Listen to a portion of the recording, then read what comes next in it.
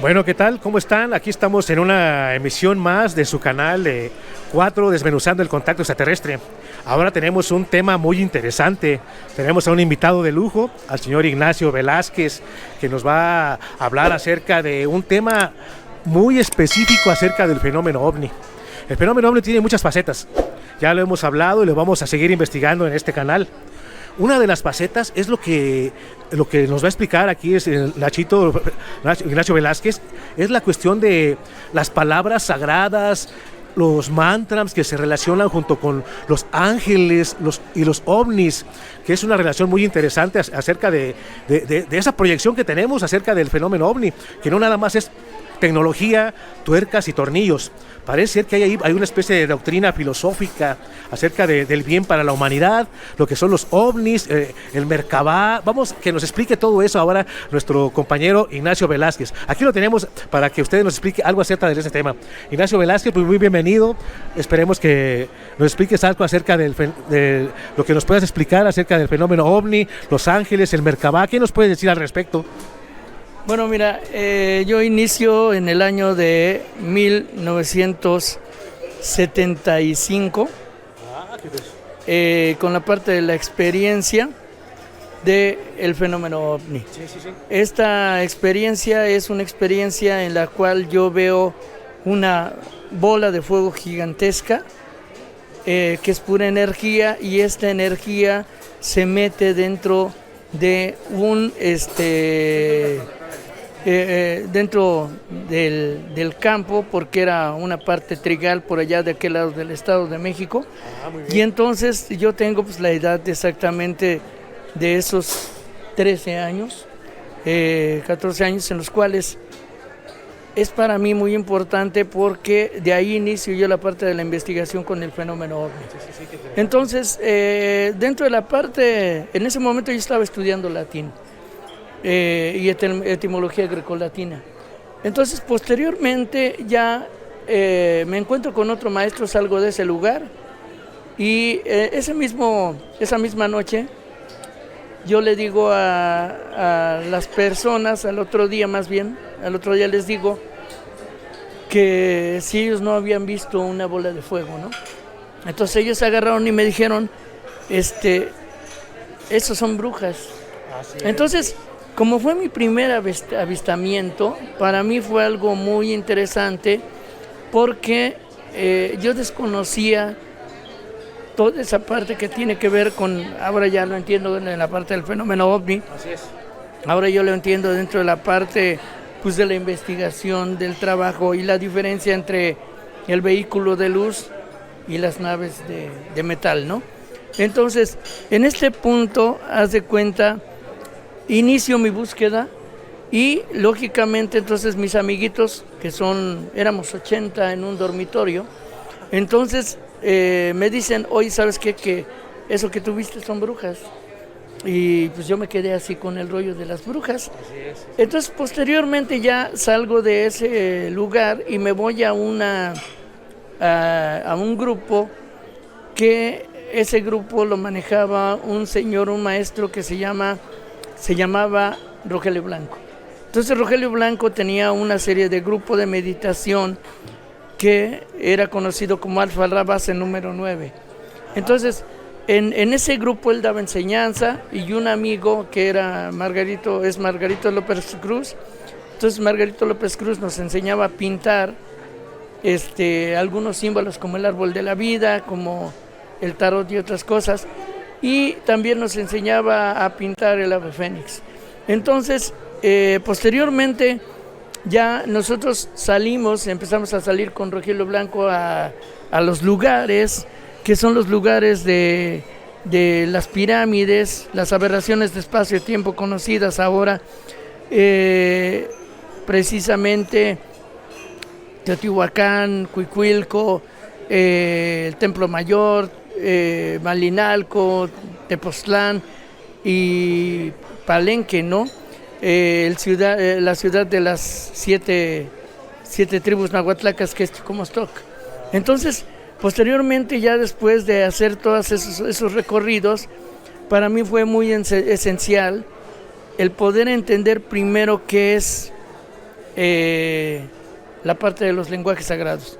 Posteriormente, entonces, en ese momento, había unas personas en el grupo que estaban estudiando náhuatl, y yo voy con una antigua decana del náhuatl que se llamaba Rosa María Escalotzin, que estaba ahí en el metro normal.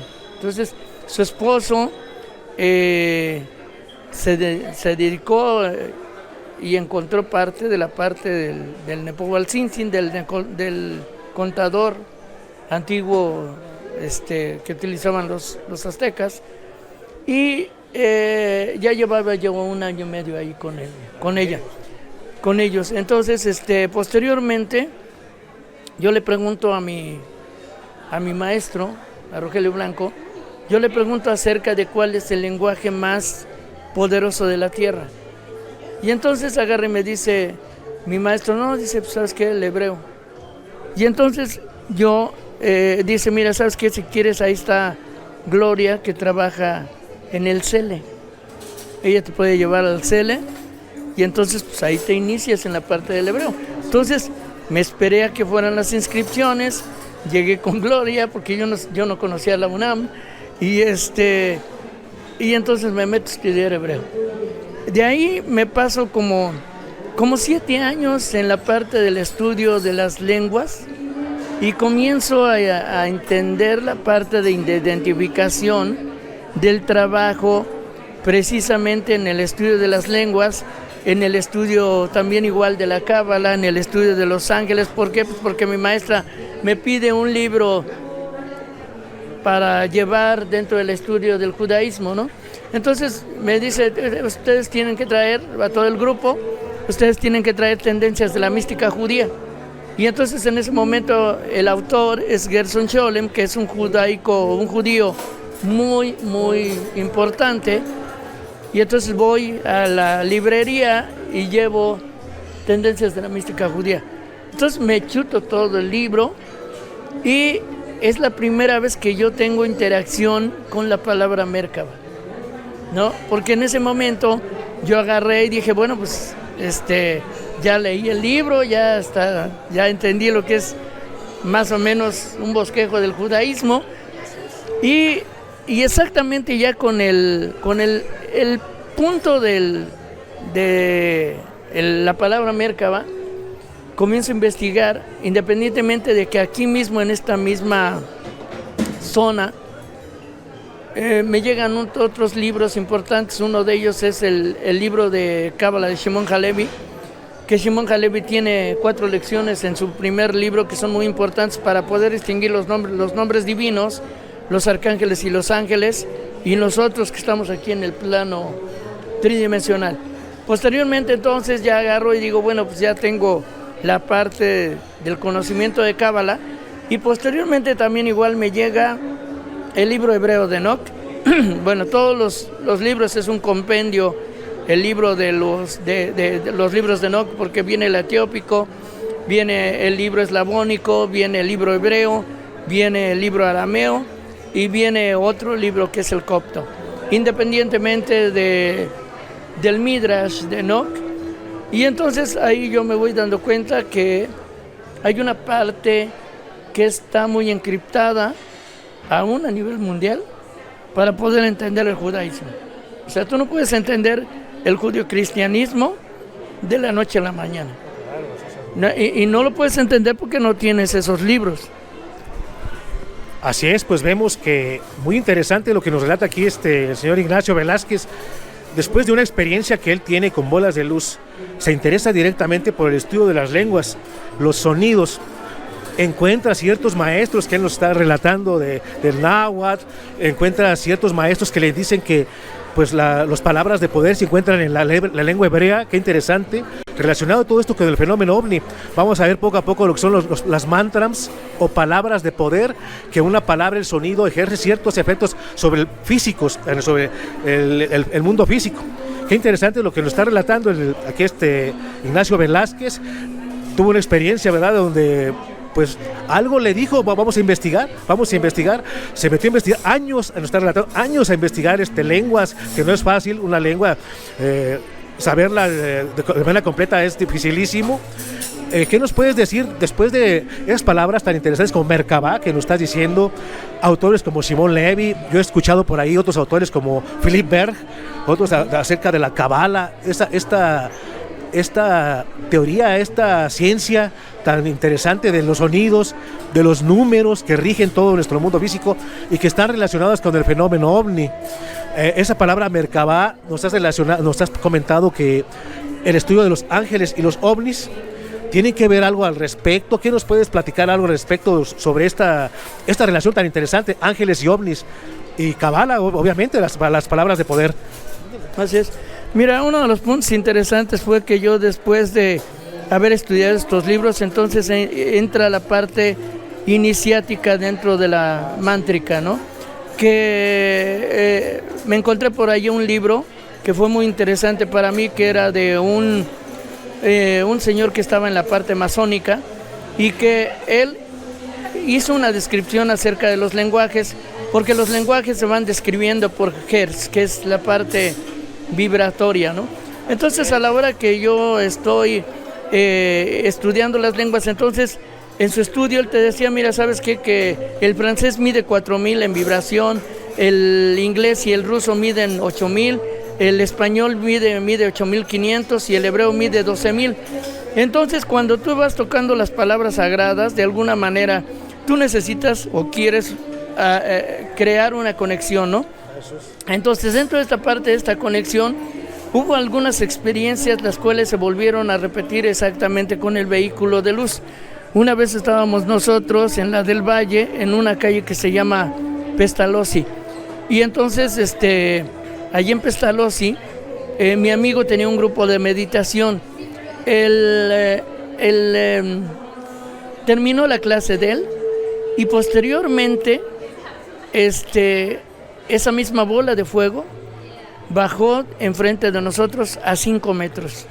Entonces nosotros, yo y mi amigo, nos quedamos asombrados, ¿no? Porque dices, oye, estás viendo el vehículo de luz a 5 metros, no está ni a 2-3 kilómetros, está aquí, ¿sí? Si hubiéramos tenido una experiencia de pues, arrobamiento, que es diferente a la parte del rapto, hubiéramos dicho nosotros, estuvo cañón. Pero no fue así. ¿Por qué? Porque bajó el vehículo y después de que nosotros lo vimos, toda la bola de fuego, la esfera de fuego gigantesca, porque tiraba fuego por todos lados, entonces en ese momento se disparó al otro lado de la ciudad y nosotros, yo y mi amigo, nos quedamos así viéndonos. ¿Viste la supervelocidad que tiene este vehículo de luz? Y pues dices, está cañón, así si llegas del otro lado de la galaxia, pero así.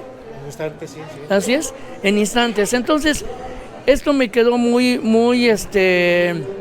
me quedó muy marcado para yo poder precisamente darme cuenta en esta parte del estudio que hay unos científicos, astronautas, que te ponen a qué velocidad viajan precisamente las naves espaciales. Entonces tú vas tomando 400 kilómetros por hora, 500 kilómetros por hora, 1000, 10,000 kilómetros por hora, hasta 700,000 kilómetros por hora en el espacio profundo. Sí, en el espacio profundo.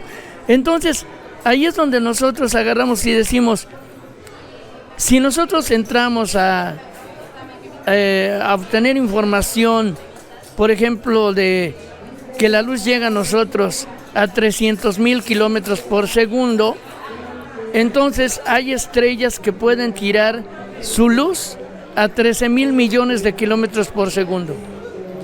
Y todo depende del vehículo en el que estés. Si estás en una nave de lata, no puedes alcanzar esas velocidades porque necesitas estar en un ínter que se le llama plasma, o estar en un ínter donde ya estás tocando luz superlumínica. Cuando ya tocas luz superlumínica, entonces ya estás hablando de otra cosa. Bueno, pues miren qué interesante lo que nos está platicando aquí Ignacio Velázquez, la relación que existe con el fenómeno ovni, el sonido, las palabras de poder y el poder contactar mediante palabras de poder, es decir, que tuviste una experiencia donde de alguna manera usaron palabras de poder, invocaron que bajar el vehículo de luz, el Merkabah. En ese momento, fíjate que mi amigo ya había terminado la meditación. Ajá. Nosotros estábamos parados viendo, porque es un departamento, es un edificio de puros cristales. Entonces nosotros estábamos viendo la ciudad y ellos bajaron hasta nosotros. Oh, pues sí. Lo hubieran hecho y nos hubieran dicho hola por la ventanita, ¿no? Claro. Nos hubieran dicho hola. Es decir, que por medio de la meditación se pudo haber logrado el contacto, por medio de la meditación. Muy interesante, porque la meditación es una manera de aplacar todo lo que se llama nuestro ego, y queda una parte muy interesante de nosotros que se llama la conciencia. Al ser estas cuestiones de despertar de la conciencia, hemos visto en estos temas que podemos contactar con entidades pues de una vibración superior, de vibraciones energéticas superiores. En este caso, seres, el Merkabah son seres, es una nave, que el Merkabah. Sí, ya posteriormente, entonces, cuando tú lees el Hebreo de Enoch, el Hebreo de Enoch tiene una descripción en la cual inicias con los ángeles, con las huestes, que son pertenecientes al mundo de Yetzirah, que es el mundo de formación, y los arcángeles están en el mundo de creación, que es el mundo de Bria, y luego viene el mundo de Asilut, que es donde están los nombres divinos. Entonces, el mundo de emanación. Nosotros estamos en el cuarto mundo, que es el mundo de la acción, donde está todo el multiverso. Entonces, cuando tú quieres llegar a lugares, sí necesitas una preparación, que es, por ejemplo, lo que yo les digo a mis alumnos. Tienes que tener una sensibilidad y tienes que conocer los lenguajes sagrados.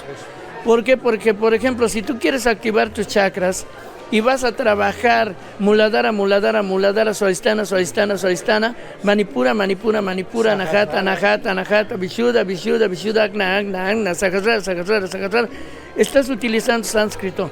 Hay unas partes donde la misma construcción lingüística te puede llevar hacia el pasado, que ese es el caso del sánscrito, o el hebreo te puede llevar hacia el futuro. Entonces llega un momento en que vas entendiendo por qué razón el hebreo no tiene presente. El hebreo tiene futuro y tiene pasado.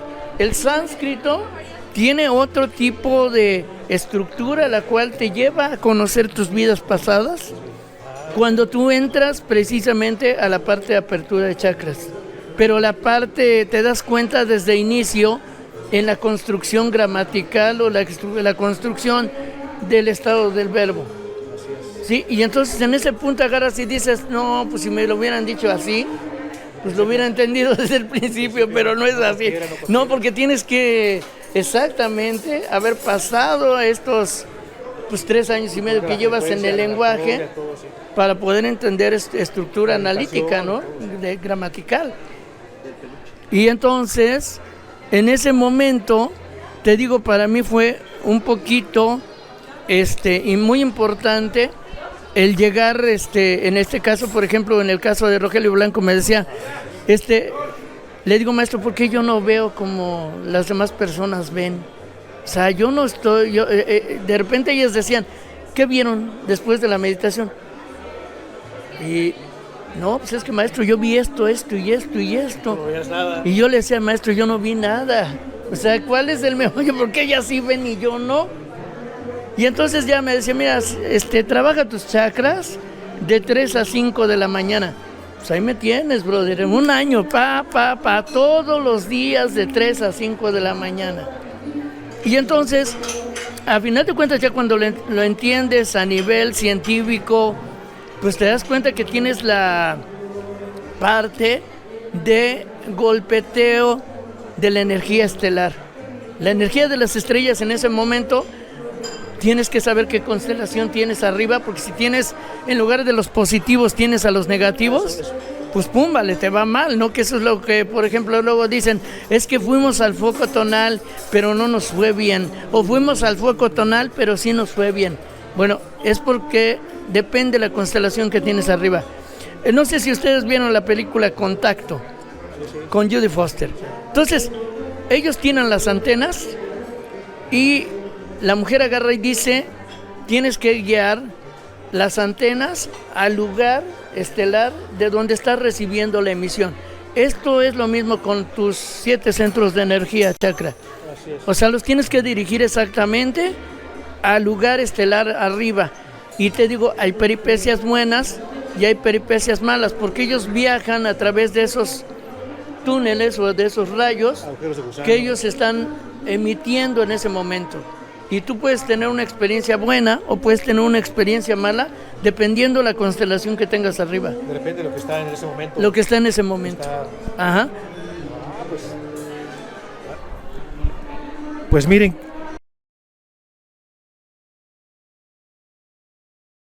Pues fíjense nada más lo que nos está platicando aquí Ignacio Velázquez. Es algo verdaderamente elevado lo que nos está platicando.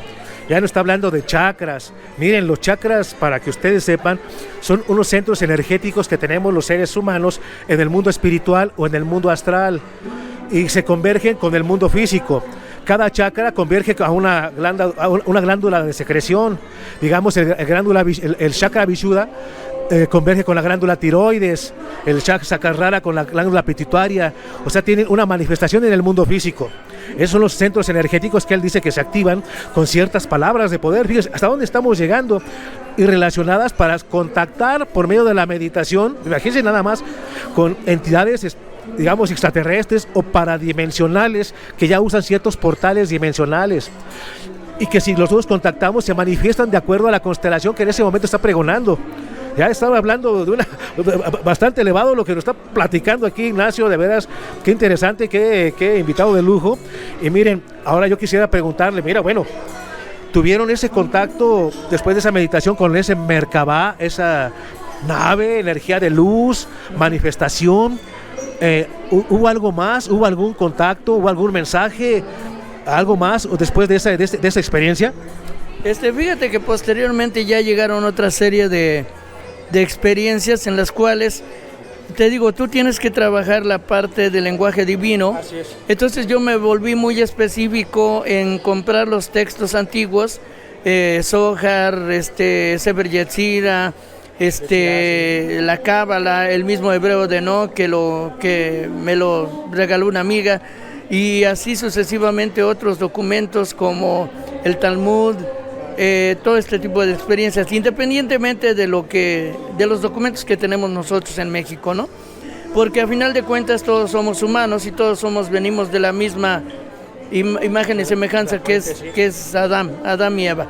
Entonces, posteriormente yo comienzo en esta serie de investigaciones y en el caso, por ejemplo, de ahorita lo puse en mis libros, empiezo a sacar todas las palabras que están en el Antiguo Testamento, en el Nuevo Testamento. En el caso, por ejemplo, del hebreo de Enoch, yo saco los arcángeles y los pongo en canciones o los pongo en algunos libros, y entonces en este punto inicia la travesía de Enoch y Metatrón hasta llegar a los cielos superiores. Entonces, cuando ya llegas a los cielos superiores, tienes que pasar por los 7 cielos. Primero están los elementales, luego ya después de los arcángeles elementales como Gabriel y otros que crean exactamente todos los elementos del multiverso, y posteriormente entonces ya inician los que son más grandes que Metatrón, y posteriormente ya llegas a los 7 cielos donde está Micael, Gabriel, y otros, los encargados de los 7 cielos, y luego vienen los 7 palacios, y luego llegas con la Shekinah, que es el Espíritu Santo. Luego llegas al trono divino donde está Yahvé, donde está Yod-Heh-Vod-Heh. Pasas y sales, tienes que salir igual por la parte de la Shekinah, y entonces empiezan los Ruhot, que son espíritus, y luego vienen los Merkabot. Entonces los Merkabot son muchos vehículos que ellos tienen para transitar en todo el multiverso. Entonces, apenas cuando tú ves la diferencia entre cielos y multiverso, pues tienes que leer Urantia. Bueno, sí. Pues muy interesante es que nos comentas de ir entrando cada vez a lugares de vibración más alta, de los 7 cielos, Exquinat, todo lo que estás platicando. Ahora, una pregunta que yo te quiero hacer, ahora que estás hablando de que en esas regiones existen los arcángeles tienen Merkabahs para manejar por todos los universos, los multiversos, te quisiera preguntar, los tripulantes de los que conocemos ahora con el fenómeno OVNI, ¿son los mismos arcángeles, los mismos ángeles? No, es diferente, a ver, platícanos. Mira, precisamente en otras ocasiones me ha tocado comentar esta parte, ¿no? Mis amigas, nosotros aquí teníamos una casa en Ortega, que nos las prestaba un amigo. Y estas amigas, en el caso, por ejemplo, de la guerra de la parte del Golfo, ¿no? Nosotros nos pusimos a hacer oración durante 3 días y 3 noches para que se parara la guerra, ¿no? Claro. Entonces, con esos mismos amigos teníamos programas de radio, porque mis amigas tenían un programa en raza de radio. Y en ese tiempo estaban los programas de Nino Canún. Entonces, ahí salió un amigo que se llama Paco Moro, que vive en Puebla, en las desveladas. Y entonces agarra y Paco Moro dice, bueno, mira, mi querido Nino, aquí te voy a presentar un libro que tengo que habla así. Ese mismo amigo nos invitó a ir a Puebla a hacer un programa exactamente sobre el fenómeno OVNI. Así es. Entonces nosotros llegamos a Cires de Puebla y nos entrevista el cuate de Asir de Puebla, y después nos dice Paco Moro, dice, ¿quieren ir al lugar donde se bajan los ovnis? Y nosotros, sí, pues vamos, ¿no? Entonces llegamos a Metepec, sí. Y pues ya bájense, aquí es donde se ven, y la nave arriba, ¿no?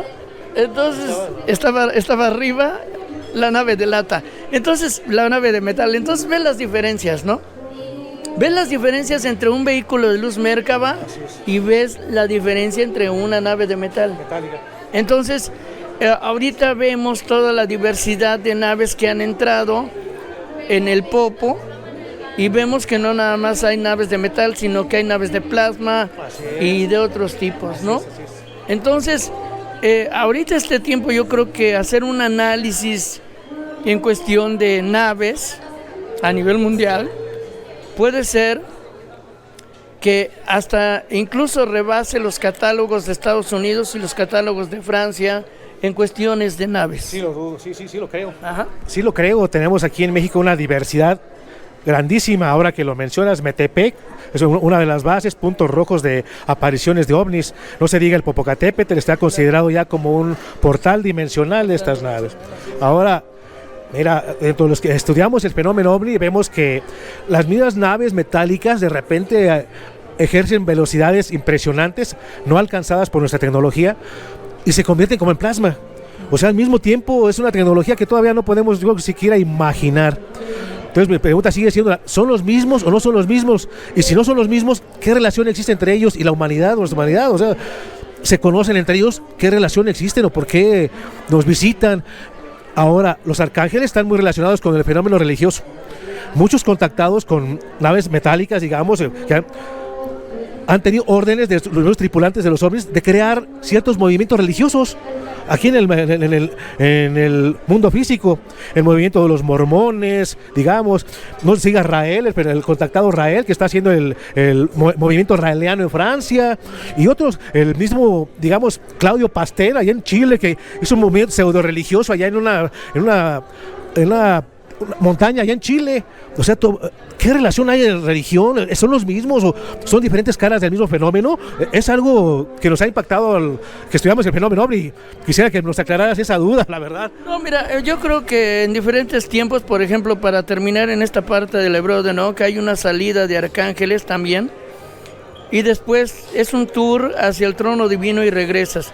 Pero tienes la experiencia de Daniel, tienes la experiencia de Ezequiel y tienes la experiencia de Juan el Divino, tienes la experiencia de mismo Jesús, que es la que se ve reflejada en Metatron.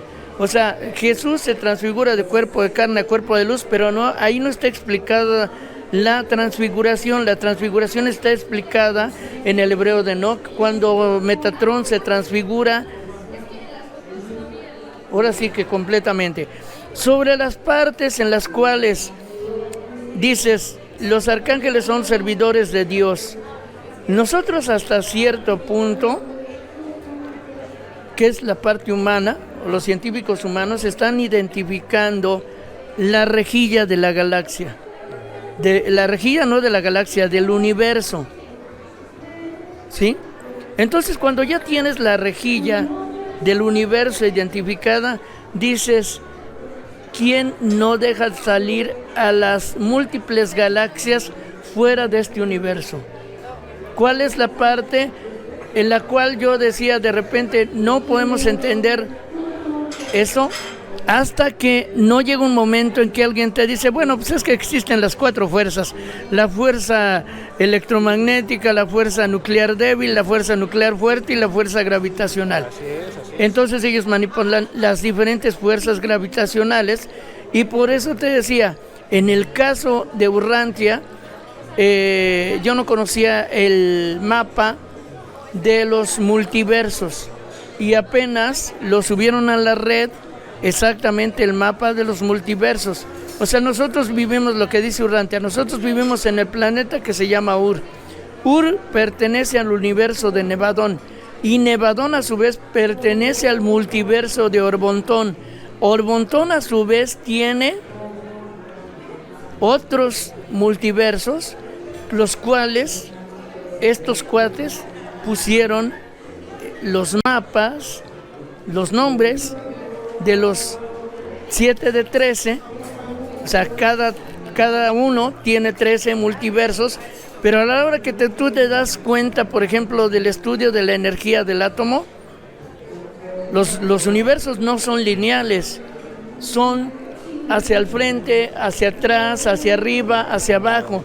Entonces, precisamente, si desde el micro tienes la unidad cúbica en el átomo, entonces imagínate que también la tienes en la parte de multiverso. Y ahí es donde agarras y dices, apenas estamos en pañales. No, sin duda. Sin duda, el ser humano apenas estamos en pañales. Todavía nos hablas de Metatron, algunos saben quién es Metatron. El libro de Urantia fue un libro que fue creado por un medium que estuvo recibiendo mensajes y mensajes de potestades celestiales allá por 1911. Se dio a conocer allá por los años 30 y no se publicó sino hasta los años 50. Es un libro de unas 2000 páginas que nos habla del universo de Jabona, los 7 multiuniversos con sus estados morontiales, palabras, conceptos que no existen todavía en nuestro vocablo y que vienen de supuestas entidades paradimensionales que recibió este medio.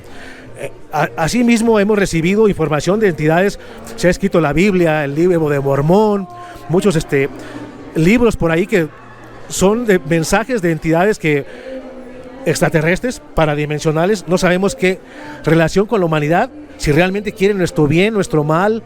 Existe mucho mal en nuestro planeta. Aterrizan unos ovnis, digamos, secuestran, abducen a unas personas, les hacen análisis más allá de su libre albedrío, violando su libre albedrío, les extraen óvulos, semen, nos hablan incluso de violación sexual.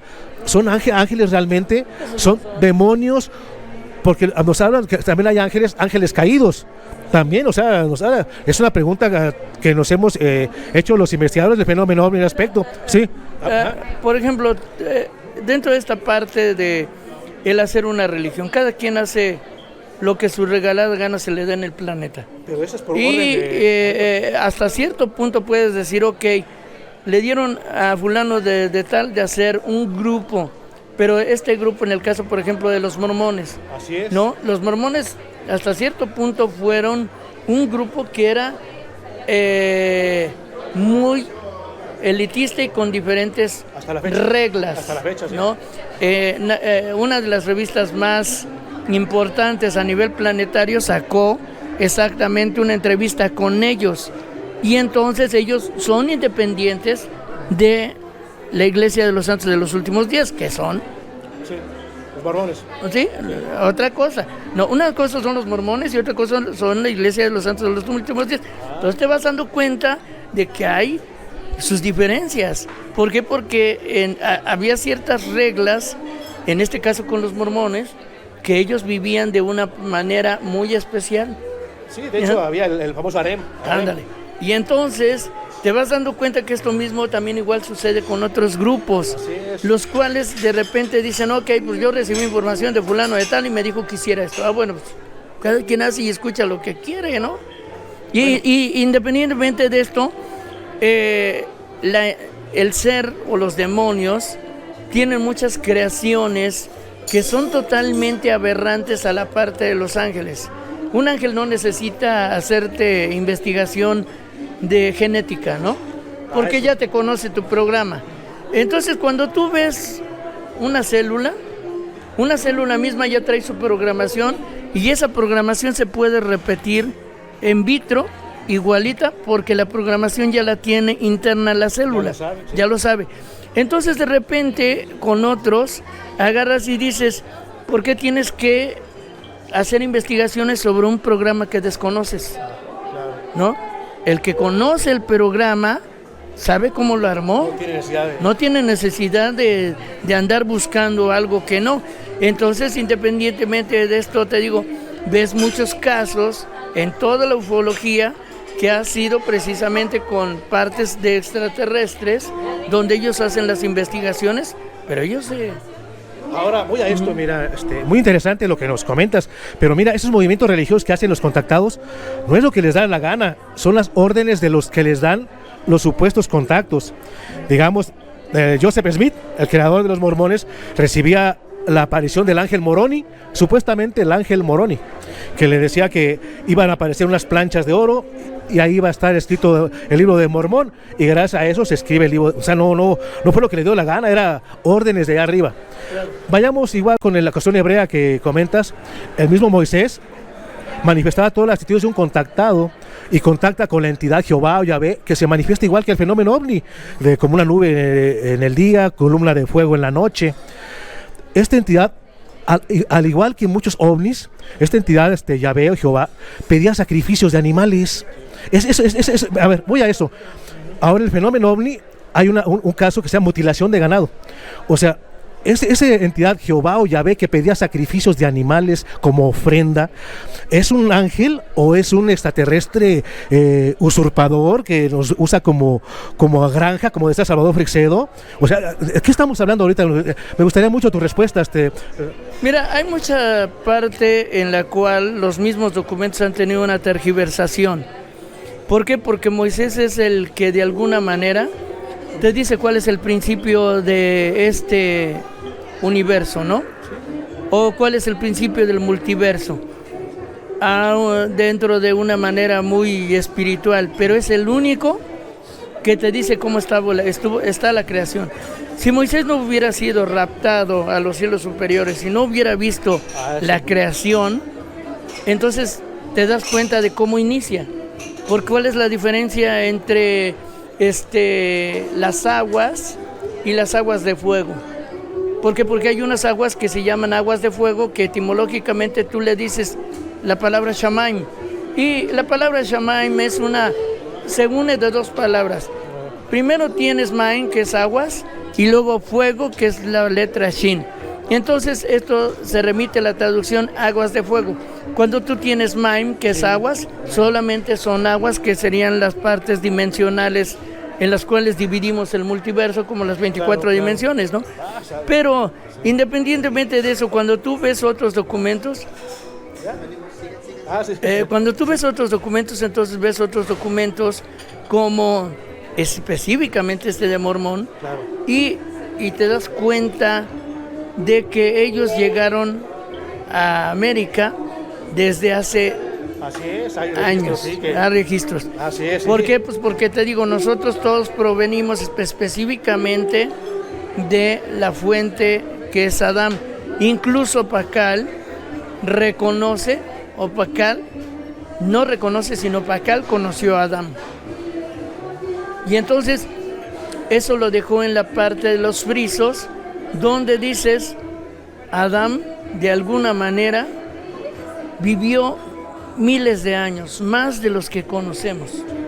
¿Por qué? Y después te encuentras con otro documento que se llama el documento del Midrash de Enoch, Entonces, ese Midrash de Enoch te explica que Enoch vio la muerte de Adán y vio el nacimiento de Noé. Así es. Entonces dices, ¿cómo va a haber la muerte de Adán y el nacimiento de Noé? Así es, sí. Porque Enoch es el séptimo en línea. Séptimo en línea. Entonces eso quiere decir que Adán vivió mucho más y que Noé, sus 365 años no fueron 365, fueron 365,000. No. O sea, que podían vivir tiempo. Así es. Se habla de muchos seres que vivían 900 años, que fulano vivió en aquellas épocas. En aquellas épocas. Entonces te vas dando cuenta, porque hay un documento exactamente ahí en el libro de Mormón, que es la parte de Abraham. Y también el documento de Moisés. Y te vas dando cuenta que realmente sí fue una revelación. Entonces hay libros que son revelatorios, como por ejemplo Juan el Divino. Juan el Divino ya muestra toda lo que va a suceder al final de estos tiempos. Sí, el Apocalipsis, ¿no? En Apocalipsis. Pero estamos exactamente en el capítulo 8 de Revelación. Faltan otros... Los sellos, todo lo que vemos. Son 22 capítulos, entonces faltan 14 capítulos más arriba. Entonces cuando haces análisis de texto, te vas dando cuenta que estás hablando de otras cosas. Sí. ¿Sí? Bueno, y ahí es donde ves la diferencia. Ok, fulanito de tal contactó con tal arcángel. Así es. Pues entonces su texto tiene que estar muy bien, que es el caso, por ejemplo, ya te dije ahorita, Urrantia. Tienes a Moisés mismo, ¿no? Así es. Porque nadie te explica la creación como él. Y entonces se fue a los cielos superiores 40 días y 40 noches. Así es. Entonces, esa es la parte donde dices, Daniel mismo dice, aquí que yo vi el cuerpo, un ser que tiene los ojos como antorchas de fuego, la cara de relámpago, el cuerpo como el crisólito, las caderas de oro de ufaz, los brazos y los pies como cobre bruñido. Es diferente. Ezequiel ve las ruedas en medio de ruedas, que son las partes dimensionales donde entra el Merkabah. El Merkabah puede entrar a múltiples dimensiones y pensamos que nada más es en una. Y dices, no, pues son 24. Sí, Ezequiel es tremendo, sí. Así es. Esto es, Moisés manifiesta unas características muy propias de los contactados, porque contacta con esta entidad Jehová por telepatía. El mismo Abraham hace que le cambie el nombre a Abraham. Es una característica muy especial de los contactados. Por ejemplo, a la señora Marla aquí en México se llamaba María del Socorro, le cambiaron el nombre a Marla. A una contactada alumna de ella, una gringa llamada Adriana Turner, le cambiaron el nombre a Karen. O sea que es algo muy, muy característico del fenómeno de contacto. Quieres saber, entonces Moisés fue un contactado y bueno, la misma, entonces fue tergiversado eso de que la entidad Jehová Yahvé pedía sacrificios de animales como ofrenda. Eso, y vemos que ahora el fenómeno ovni, volvemos a lo mismo, en el fenómeno de mutilación del ganado, hacen lo mismo, ahora lo hacen ellos, no piden que lo hagamos nosotros, pero antes estaba en el Levítico, muy claro, cómo pide incluso que corte los intestinos para Jehová, está con características muy especiales, o sea, ¿son ángeles o son seres que nos están usando a los humanos? Hasta cierto punto yo creo que hay una serie de tergiversaciones, porque toda la serie de documentos se va haciendo analítica, pero también te vas dando cuenta, por ejemplo, de que si alguien con una autoridad dice, pon esto así, lo pone. ¿Sí? Claro. Y entonces, precisamente todas las traducciones que ha visto y los cambios de lenguajes que ha sufrido el Antiguo y el Nuevo Testamento, te das cuenta de eso. ¿Por qué? Porque simplemente una persona no puede tener entendimiento. Claro. Por ejemplo, tú dices, ok, hay seres, ¿no? Yo te voy a poner a dos. Te voy a poner un Shadow People y te voy a poner un Light People. Los dos tienen la misma corporalidad, tienen la misma figura humana. Oscura, sí, oscura. ¿Sí? Uno es oscuro, negro, y el otro es blanco. Sí, sí. Ok. Pero a mí la forma humana. Ok. Uno vive aquí en el planeta, se lo va y viene. y el otro anda en el vehículo de luz transitando estrellas y galaxias y universos. Entonces, ves la diferencia entre uno y otro, aunque los dos tienen la misma figura antropomórfica humana. Así es. ¿No? Entonces ahí es donde te digo, de repente es la experiencia. Si a aquel se le ocurre decirte algo bueno, tú lo tomas como algo bueno. Si a aquel se le ocurre decirte algo malo, pues lo tomas como algo malo. ¿Por qué? Pues porque nosotros somos receptores. Somos receptores tanto de lo bueno como lo malo. Hace rato hablaba yo con Mario de que si había habido casos en video o en otra parte donde los que han visto a los seres extraterrestres han tenido experiencias malas. Y entonces le digo, mira, había un video que andaba en las redes donde uno de estos seres que son medios, haz de cuenta, medios cuadrados, que no manejan bien sus articulaciones como nosotros, estaba encima de una casa. Entonces el chavo tomó una vara de madera, de un árbol, y le quería dar unos golpes, pero el ser se le fue encima, ¿no? El otro es un chavito que filma el chupacabras, y entonces se da cuenta el chupacabras que está siendo filmado y lo agrede. El otro es un ser que cayó como en una especie de alberca seca, cae, pero él tenía los ojos como de Ultraman. Y entonces estaba sentado en la alberca, el chavo lo estaba filmando, el ser se da cuenta que lo estaban filmando y se fue a agredirlo. Entonces, sí hay cosas, hay sucesos con seres que no son de este plano, pero también igual te digo, así también igual en los textos se crea una serie de formulaciones, por eso viene Jesús y dice esto sí, esto no, esto sí, esto no. Bueno, también decía que no venía a menospreciar la ley, ¿no? Sí, ándale. Sí, entonces dices que es una tergiversación, eso de que pedía sacrificios, que eso no es cierto. Sí, porque incluso ahora como lo que lo mencionas, el mismo Jehová Yahvé tenía cuestiones muy iracundas, era un ser muy iracundo que mató a 44,000, porque en el cielo, ahora hacía lo mismo que estás diciendo, que eso es verdad o es tergiversación. Te voy a decir, hay unas partes que son las partes humanas. Tú defiendes al humano, yo defiendo al humano. Bueno, en este caso yo analizo a la entidad esa. Ok. Sí. Si yo soy humano, yo voy a defender a todos estos. Si yo no me creo humano, entonces agarro y digo, hasta cierto punto vas a pensar, no, pues me vale gorro que se los traguen. ¿Cómo que te vale gorro que te los traguen? Pues no, brother, mátalos, porque esos no son de tu especie tuya. Por eso te digo, hay una serie de tergiversaciones.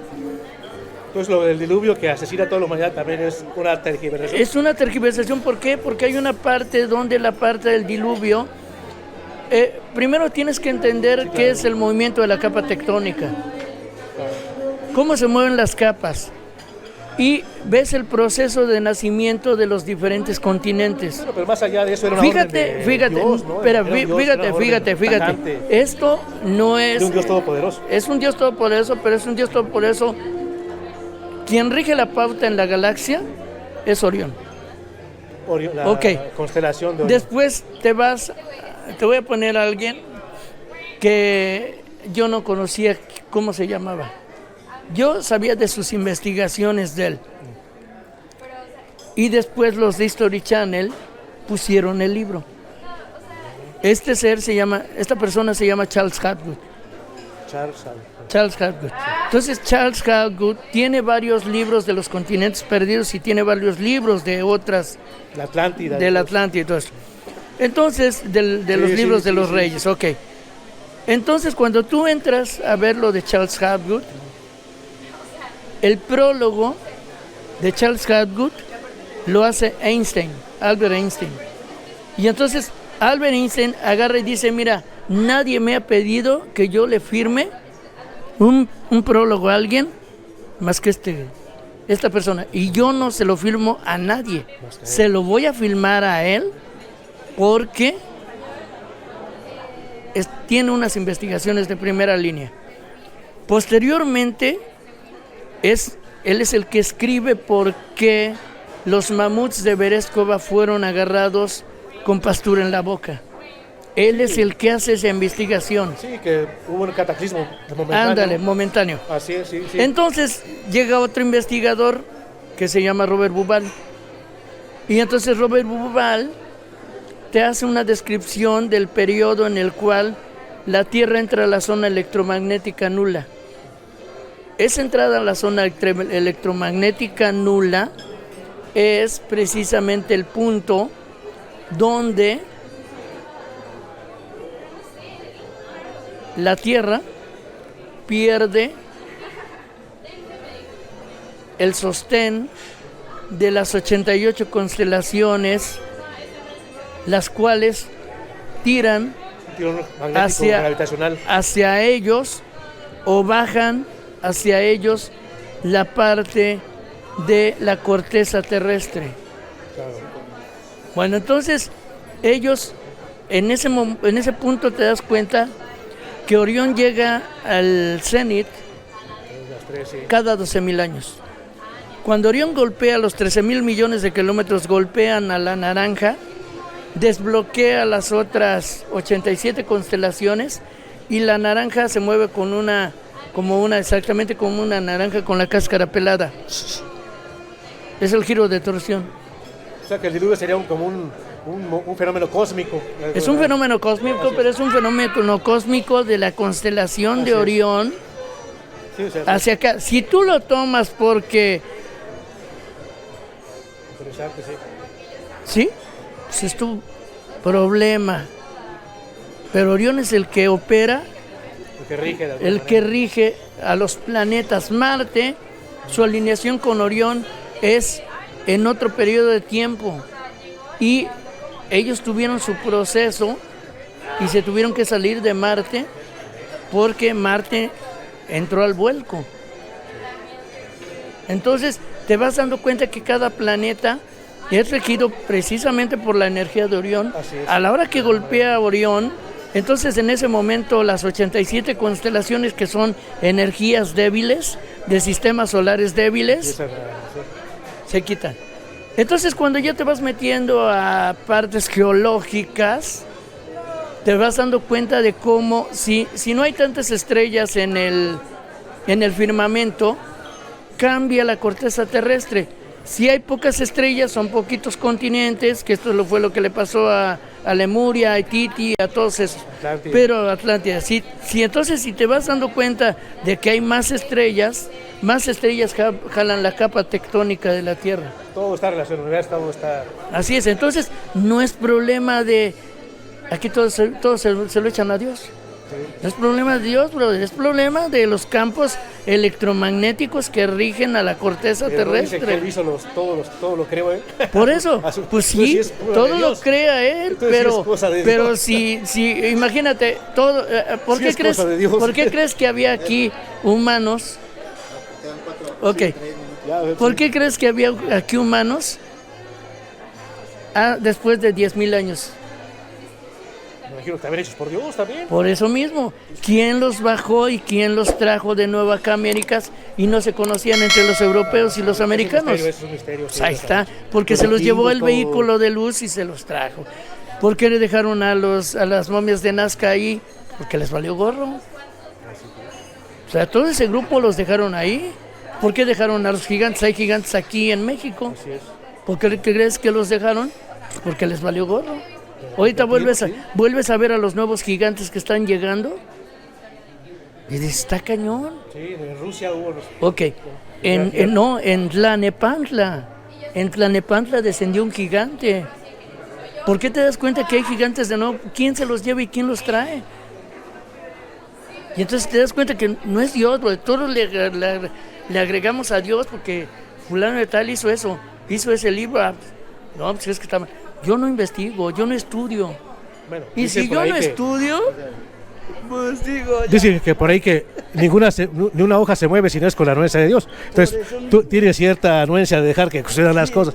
Bueno, misterios que todavía vamos a ver. En todo momento te agarras y dices, no es la culpa de Dios. Sí, claro, muchas veces uno tiene cierto albedrío también, cierto. Claro. Que, a entender ese tipo de procesos. Pero ¿no crees que si Dios todo lo sabe, de haber sabido que uno se iba a equivocar y lo dejó que se iba a equivocar? Mira, ya entramos a profundidades, pero miren, vamos a terminar. Muy interesante nuestro invitado, nos habla de conceptos muy elevados. Ustedes pueden hacer preguntas de quién es Metatron, pueden preguntarnos qué son los chakras, ya les di una pequeña introducción. Quizá vamos a tener muchos programas porque nos habla de cosas totalmente espectaculares, más allá de lo que nos habíamos imaginado que les iba a platicar, y creo que será fruto de otros programas. Pues muchas gracias, Ignacio. No será la primera vez, así la verdad, tienes mucha tela de dónde cortar, información para todos la gente que nos está viendo, la verdad. Muchas gracias, lo que nos enseñas y lo que nos tienes por enseñar. Muchas gracias. No dejen de vernos aquí en su canal 4 de Desmenuzando el Contacto Extraterrestre. Muchas gracias, Nachito. Gracias a ustedes. Gracias, mi querido Mario. Gracias. Y seguimos en contacto. Muchas gracias a ustedes. No nos olviden. Estamos en contacto. Suscríbanse. Ay, que estamos a profundidad.